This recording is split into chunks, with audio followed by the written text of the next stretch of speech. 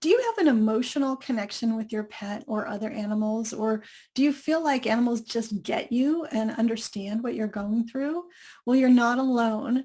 And my guest expert today will help explain why animals and emotions naturally go together. Welcome. I'm your host, Dr. Kara Gubbins, founder of the Animal Wisdom Circle and creator of How to Talk to Your Pet, the proven four-step system that teaches anyone and everyone how to communicate intuitively with their pets or with any animal. And today I am so pleased that we have Sammy Thompson joining us from South Africa. And we're going to be talking about animals and emotions, understanding animals as emotional empaths. Sammy Thompson is an animal communicator and Reiki energy healer for both humans and animals. She helps reunite lost and missing animals with their people, and she is the co-founder of an animal haven designed to help rehabilitate and rehome traumatized dogs, horses, and donkeys. She feels she is here to help animals and humans find inner peace, release, and healing. And you can find Sammy online at sammythompson.com. Welcome, Sammy. Hi, Kara. It's lovely to make your acquaintance and thank you for having me today. I am so pleased. We have been communicating via email for a year or two now. And one of the things I love is we get to kind of know each other a little bit, but also I've met so many people that you have helped or taught who are now animal communicators in different countries. And I'm just honored to have you here to just take a moment to celebrate your impact on animals and humans and the work that you're doing and your contributions to animal communication on our planet at this time. Thank you for being you, and thank you for sharing your expertise with us today. Thank you so much. And thank you, Dr. Kara. As I was saying to you earlier, the summits that you put together year after year are incredible spaces for people to grow and to learn and to come together and to share. I think by holding this beautiful space that you create, you give space for people to discover more about themselves, to learn from others, to see a whole new aspect and world, a greater world within animal communication and connecting with animals. So thank you for everything that you've done in the space that you hold. Oh, thank you, Sammy. It's my honor. I love hearing that. That makes my day. Let's get started with our conversation with your story. How did you become an animal communicator and a healer? Well, my journey started in 2008 where the stable yard where I was horse riding, organized an animal communication workshop. And at first I'd heard of it, and up until then I'd been your typical animal-loving human. I grew up on farms. I had my own animals. I gave them food, love, shelter, affection, and exercise. And I thought, what more could they need? And that workshop kind of started opening my eyes to something more. And I started to question. I had a concept of animals being intelligent and having emotions, but until that workshop, I'd kind of always just thought of them as animals. And so that started opening my eyes to seeing it in a different way. From then, I carried on. I worked with an established animal communicator, working with lost and missing animals for a period of about 3 to 4 years. I started with Reiki around the same time as animal communication, and I find the two modalities go so well together and bounce off each other so nicely and support each other so nicely. And then got into shamanism and did the Munaiki, which are the 9 rites of initiation gifted to the Western world by the Quero shamans in South America. And that became a part of it as well. And so the 3 modalities, if you will, have kind of just fed through everything I've done over the last 14 years. And that's where it's come to today, where I work with animals across all species and all ranges. And at the moment, my speciality is in working with trauma and emotion release and understanding emotions in animals and helping them cope with emotions as well. And that's kind of where my story is. So let's take that as the natural doorway to talk about emotions and animals and humans. And can you maybe pull that apart for us? Why do we need to understand animals and emotions and our emotions in relative to our animals? I think I think our society kind of has conditioned us or programmed us to think of animals as being less than intelligent, where we think of ourselves, we have this conditioned underlying belief that as humans we are at the top of the food chain or at the top of the evolutionary ladder. And we kind of act or have this belief that animals are beneath us. And I think it's important to become aware that animals have rich emotional lives like we do. They feel as deeply as we do, and they are as emotionally aware of anything around them as we are. And I think what's wonderful is science and scientific research is starting to catch up to this. It's only, I think, in the last 3 years that I'm starting to see research come out where they're mapping the neural networks for emotions in the brains of animals and finding that they match the human networks. They're looking at the hormones in brains that are linked to emotions, like the hormone oxytocin, which is the love hormone.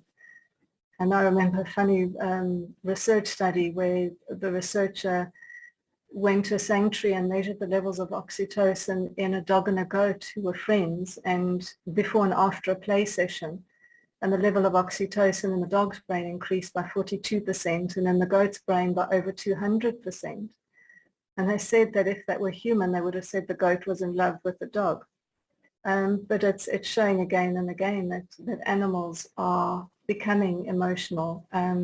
Not becoming, but our awareness is perhaps growing that they are emotional beings and they have emotions.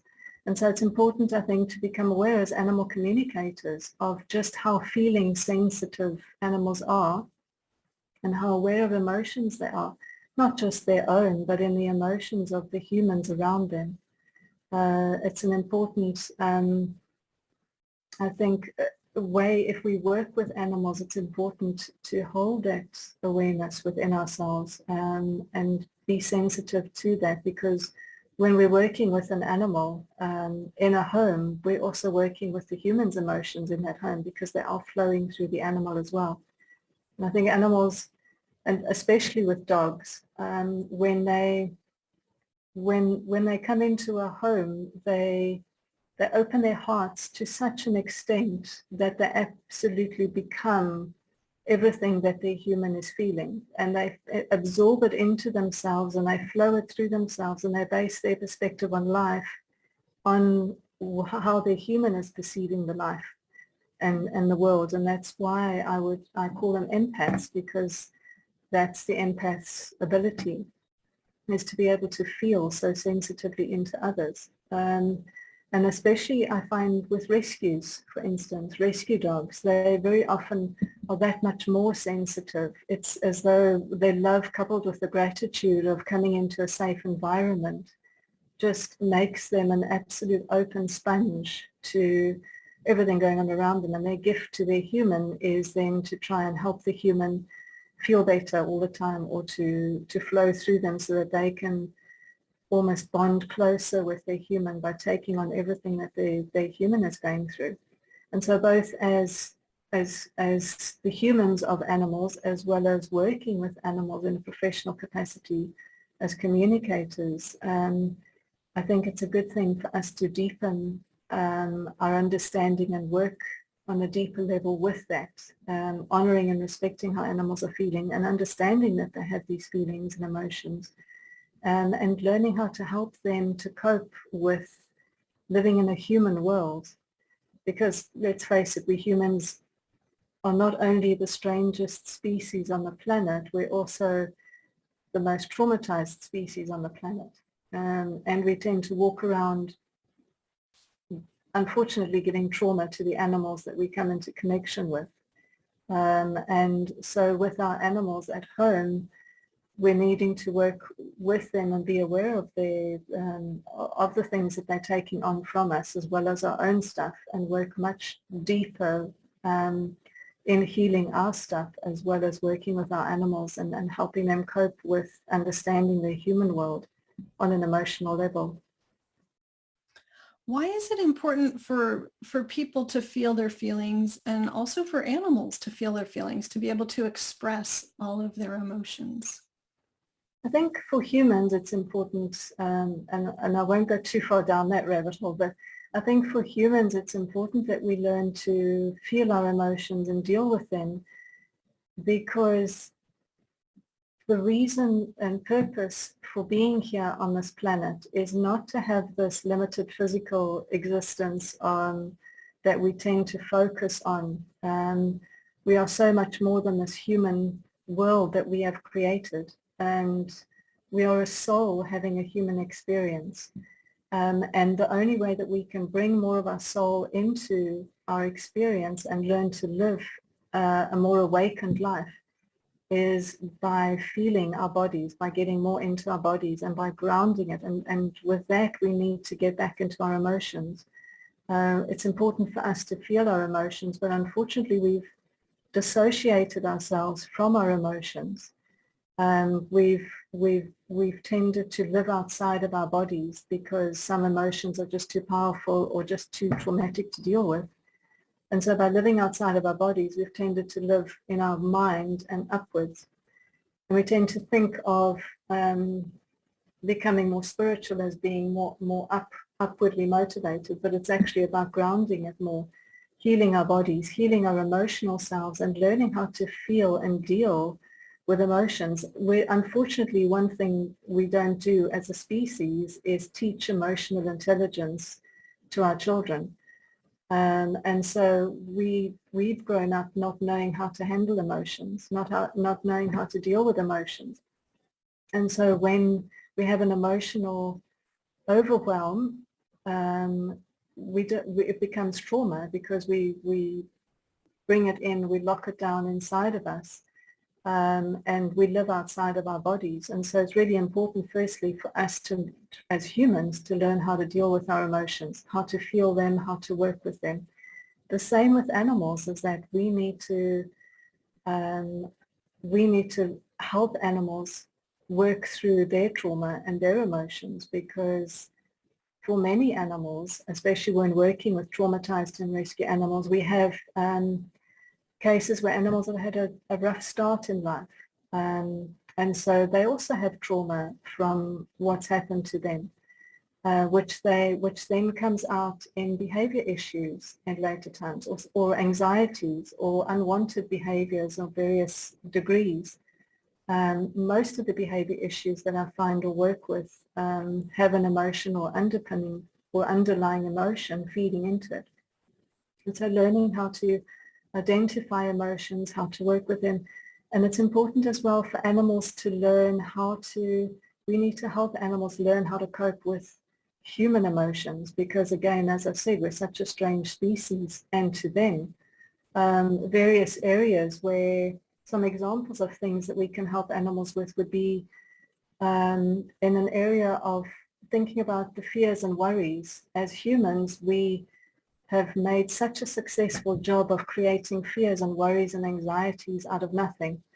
We worry about tomorrow, we worried about what happened yesterday. To an animal in the wild, when they fear something that's real.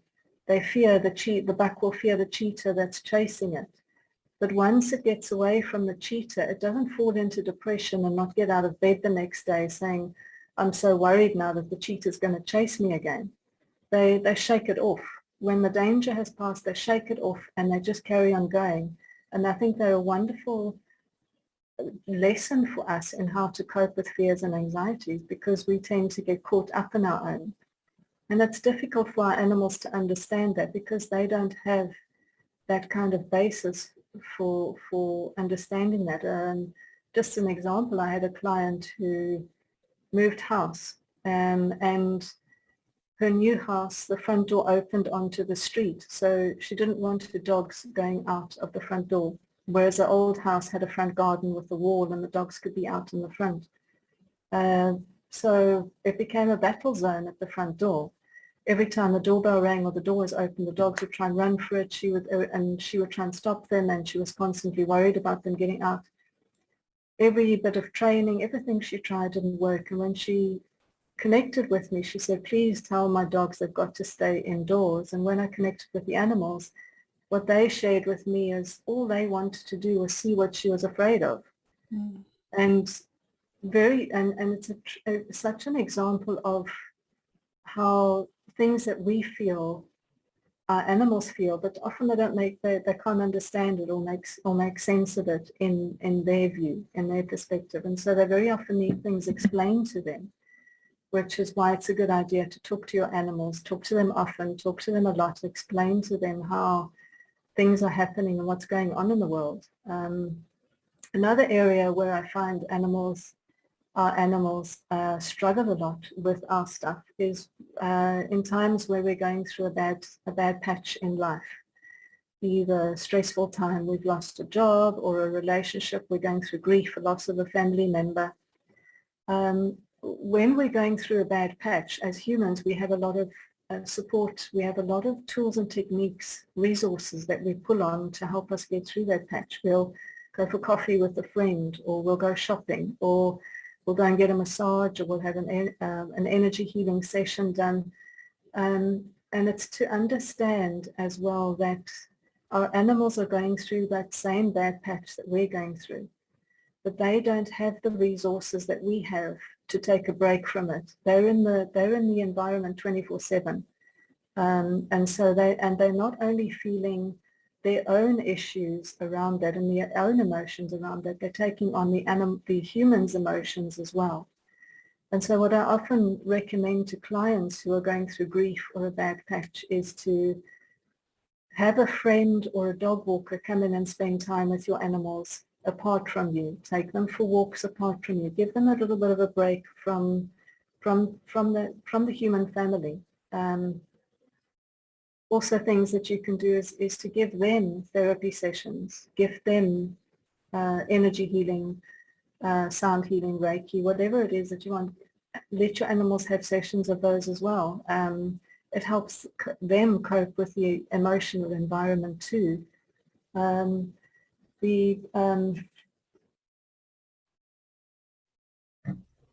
animals will often also be our mirror, and in terms of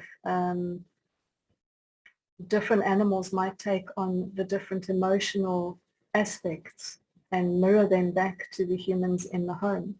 So you might have a dog who has a lot of anxiety, and that's mirroring the human anxiety. The dog who's feeling a different way might be picking up on something else. So for instance, let's say you have the plumber or electrician that's coming into the home, and you might be feeling a little bit unsettled by a stranger being in your home, or you're worrying or anxious, is he going to do a good job? Is he going to get it fixed? And the animals might be feeling your worry and your anxiety, but not understanding it. And so they become protective of you, or they start to feel that strangers in the home are not welcome. And so again, it's about becoming aware of our own emotions and how much they flow into our animals. And it's about owning our own stuff, and being very, very aware of how much what we do, what we say, what we think, what we feel goes through into our animals, but what they might not understand, and how we have to be very careful in communicating with them what is okay, what is ours, what they shouldn't be taking on from us, and to give them. I often find as well animals dogs especially, if they don't feel that they have a particular purpose in the family, they'll take on their own job, their own purpose, and sometimes that is to be the emotional sponge. And so to give them a proper job, to give them something else to focus on so that they don't take on all of the anxieties in a highly stressed family, or so that they don't become overwhelmed and start to display any other fears or worries or stress or behavior issues, is to give them a different job, something that they can focus on, that they can work with. So all of these emotions, they're all natural, like, kind of spontaneous, naturally occurring emotions. It sounds like the challenge is understanding, and maybe it's just a perception shift to really understand the empathic nature of the animals in your family and what they're kind of automatically going to do, and have a more maybe a bigger awareness of the emotions that are happening as they're happening, not to make them bad or wrong or good or anything like that, but just to be like, oh, wow, this is an emotional time and let's take care of everybody. And from what I hear you saying, talking to your dogs or your cats or your horse about what's going on, just like they're going to pick up on the energy, they're empaths, they're going to feel the emotions. But we can also really simply inform them of like, I feel sad and it's okay, I can handle it, or whatever the emotions are, so that there's that two-way communication that can help them understand and make sense of the emotions they're feeling and understand where they are and where they fit into the healing process or the processing of the emotions. Is that right? Absolutely, absolutely, and you're right. So and it's not about that we have to not feel emotion, or we have to heal ourselves to the point where we feel nothing. That's not the point. It is, as you absolutely say, to speak to them and explain, and just when you're having a bad patch, just sit with them and go, you know what, I'm feeling really upset and sad. Maybe I'm not too sure why, but I know it's mine to take care of. And I know you love me enough to want to take it on, but you don't need to. And just understand that I'm okay, even though I'm feeling this way. So whatever is happening, and whenever you notice them start to become anxious or worried or fearful or possessive or um, any of these emotions, start and go, is that theirs or is this mine? And if it's mine, I need to sit down and talk to them about it, and have that. And it's wonderful because by doing that for us, by doing this and being so empathic around us, the animals are giving us that wonderful gift of seeing ourselves mirrored back and going, oh, I better be careful because I see my dog's becoming more anxious. I better check my anxiety levels, and then start to go. And in talking to them, it's a wonderful way of making sense of it to ourselves as well, because it's almost as though we're talking to the little child inside of us. While we're talking to our animal, and we're reassuring ourselves as much as we're reassuring our animals. And so it creates an openness, a communication, as you say, a two-way communication, where we are also acknowledging to them that we're seeing them, that we are seeing that they're getting upset with it. And so they feel seen and heard, which is a wonderful bonding experience, and it makes them feel important too. And they're not then left in this morass of emotional upset and not too sure what they need to do. Now, an important thing to bear in mind is being the upswing in people kind of creating animals as their emotional support vehicles, or feeling that their animals have become their emotional support vehicles. And it's something that our animals might do naturally, and we might go, oh, that's so sweet of them to do that, and that's so wonderful. So whenever I have a bad day, I could just go to my animal and they'll make me feel better. But it's about becoming aware of the impact that those emotions can have on the animals too, where they might be taking it on as a way of helping us, but by giving them that job then, or having that expectation that they're always going to be doing that for us, it becomes quite a load for the animals, because they are then having to take on our stuff and then process it in a way where they don't have the resources available to process it. And so these emotions that they feel might then just keep repeating and stuck in their bodies. And I'm sure, as we know, as energy workers and animal communicators, a lot of us will have that understanding that emotions, when they're felt for a long time, get stuck in the body and eventually pull the body out of alignment. And so there might be some physical manifestation that comes through from a deep-seated emotion or an often repeated emotion. And our animals will sometimes show this up quicker in their bodies than we do in ours, because they've been taking it from us to help us. And so it's about having that awareness and honoring the fact that animals are so empathic that it might not be a great idea to give them a job of being our emotional support vehicle without the proper training. Animals that are trained in that professionally, they understand that as a job and they have that awareness and they are able to cope with it. Not all animals can. Our animals might be taking it on from us, but they might be becoming very anxious and very overwhelmed by it. So we have to have that kind of feedback where we can see where they are and work with them and help them as well deal with their own stuff and deal with our stuff. Animals that are, there are a couple of ways that animals kind of connect with humans as well, because we've often heard stories and know people who've gone to the shelter to adopt an animal, adopt a dog, and they come back with a dog that was completely different to what they went looking for. But they say when they went in there, there was just this connection and they felt that, and then they took the animal home. And sometimes when that happens, there's a resonance with the emotional trauma that they might both have felt. For instance, an animal who has been abandoned as a youngster in the past, and the human goes in and they felt abandoned as a child as well. So they have that similar resonance, and when they see each other, there's that connection with the resonance, and then they come together. Now, that's a wonderful thing, but it can also become an emotionally overwhelming thing because that underlying sense of abandonment then flip-flops backwards and forwards between them and might never be resolved. And so it becomes a shared emotional bond or a trauma bond. And so it's about being aware of that in ourselves and our animals as well, that sometimes the ones that connect strongest with us are connecting with something inside of us that they feel a connection to. And it's the same with us. We might connect more strongly with an animal that we pity more or that we feel more sorry for. And that in a way doesn't help heal for either, because it keeps everyone bouncing backwards and forwards within the same space.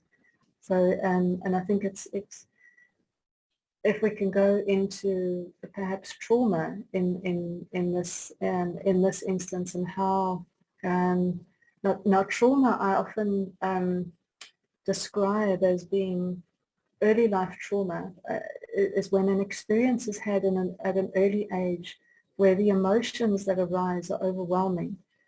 And if the emotions are either felt from a series of events, these traumatic emotions come up again and again as a result of a series of events, or whatever event it was so overwhelming that the emotions are just too overpowering and too strong. And if these emotions cannot be expressed safely and properly at that time, they often internalized and become stuck inside the emotional body, inside the subconscious. And what happens then is that they can then become an underlying hum throughout the rest of the life, or up until present time. And so having an adverse effect on the present being's perspective and outlook on life.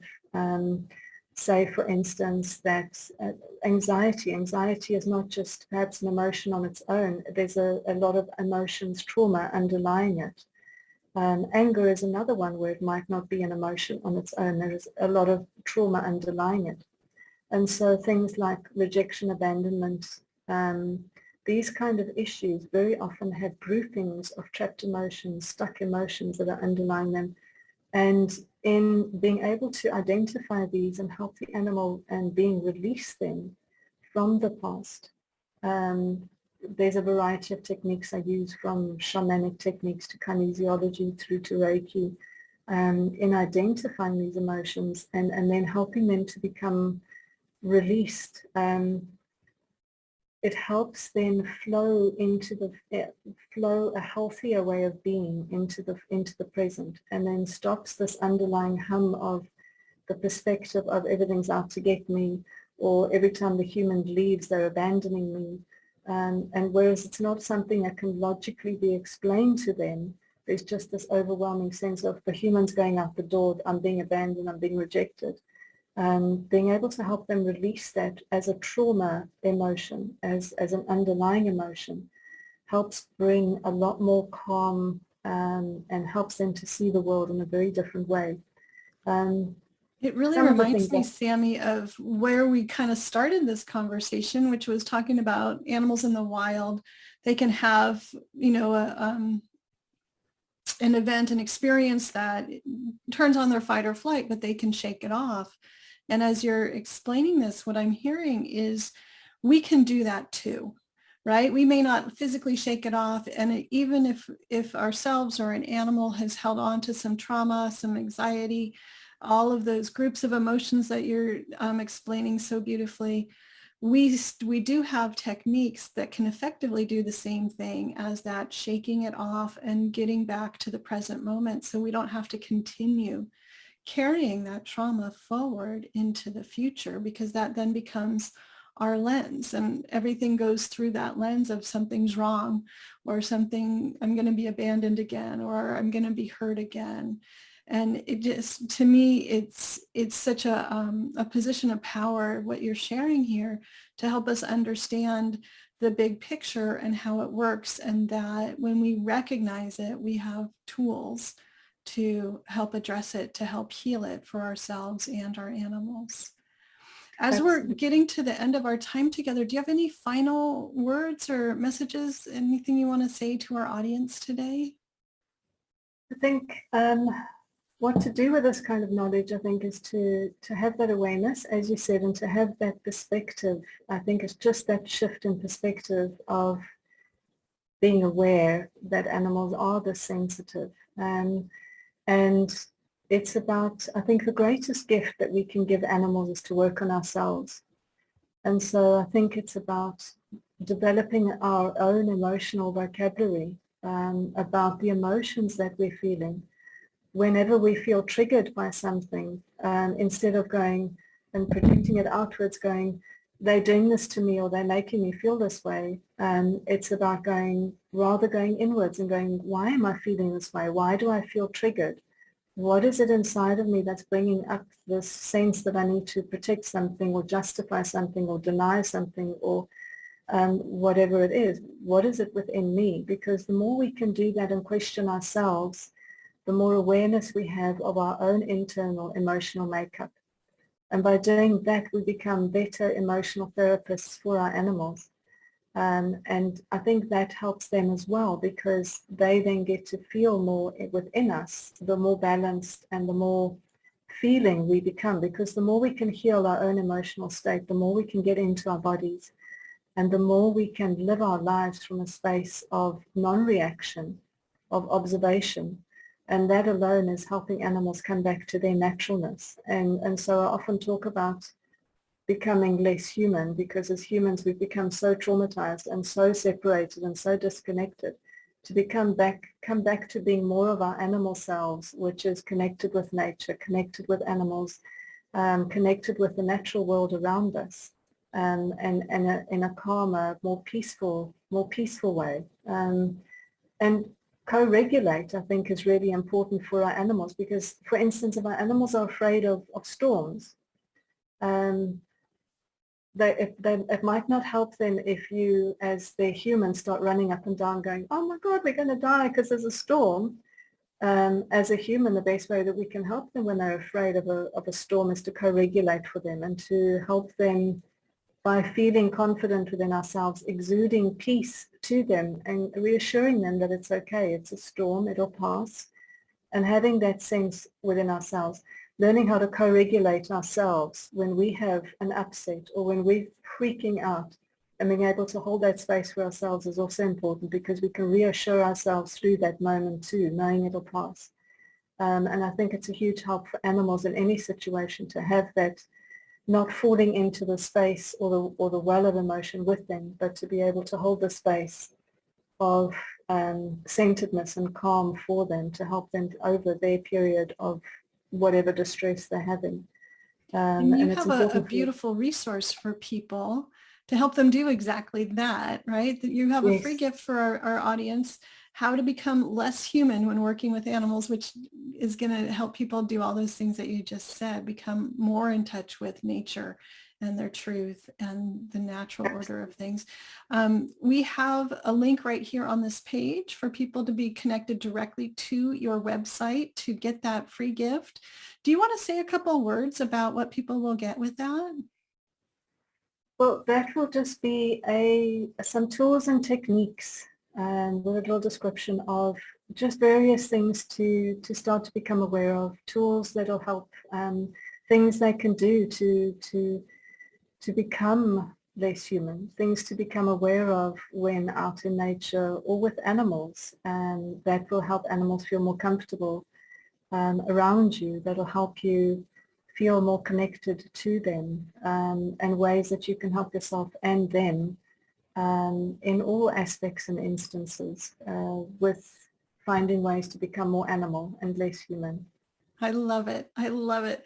And we're going to be talking about that more. You're going to share some energy techniques that will help us to shift our vibration into a more harmonious um, resonance with animals and working with traumatized rescue and wild animals. So I'm really excited. Those two things really seem to go well together. So to our audience, if you're interested in that, definitely go check out Sammy's free gift, How to Become Less Human When Working with Animals. Again, we have a link right here on this page. And be sure to come back and join us for her bonus interview, Working with Traumatized Rescue and Wild Animals. Well, she'll be talking about some of those techniques and walking us through, hopefully, some of those. Sammy's also going to come back for our business topic. This year in the summit, we have a business topic, and she's going to be talking about 5D values in a 3D world and how this can help you if you are a professional animal communicator or animal healer. So super excited about all of those things. And also I want to remind everybody that you can get your all access pass. This is how you can get access to Sammy's bonus interview, or both of them, and her business interview. And you can have access to all of the presentations in the summit for the rest of your life. Listen on any device that you want to.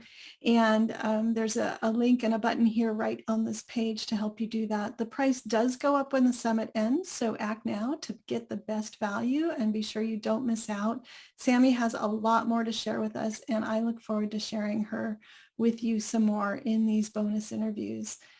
And as we wrap up this interview, I want to say thank you to everyone in our audience for being here, for being the change that we all want to see in the world. And especially Sammy, thank you so much for sharing your perspective, your expertise, and all of the information that you shared with us today.